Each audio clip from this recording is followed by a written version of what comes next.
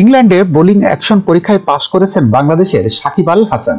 এর ফলে ওই দেশে ক্রিকেট খেলতে আর বাধা রইল না এই অলরাউন্ডারের।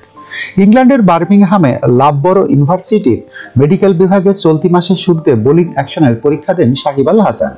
সেই পরীক্ষায় মোট 4 ওভার বল করেন তিনি। তার এই 24 ডেলিভারিতে কোনো ত্রুটি পাননি বিশেষজ্ঞরা। তাই সাকিবের উপর থাকা সব নিষেধাজ্ঞা তুলে নিয়েছে কাউন্টিং কর্তৃপক্ষ। প্রায় 13 বছর পর গত সেপ্টেম্বরে ইংল্যান্ডে কাউন্টিং খেলতে গিয়েছিলেন সাকিব।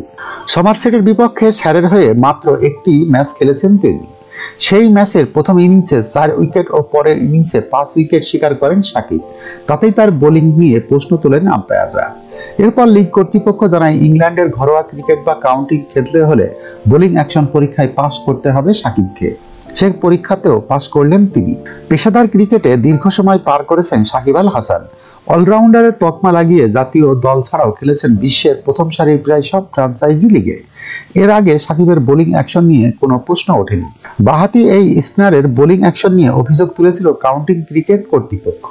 সাকিবের আন্তর্জাতিক ক্যারিয়ার শুরু হয়েছে 2006 সালে, যেখানে এখন পর্যন্ত 447টি আন্তর্জাতিক ম্যাচ খেলেছেন তিনি। শিকার করেছেন 712 উইকেট। যখনকার খবর তখনই দেখতে চোখ রাখুন সুন 24 টিভিতে। চ্যানেলটি সাবস্ক্রাইব করুন।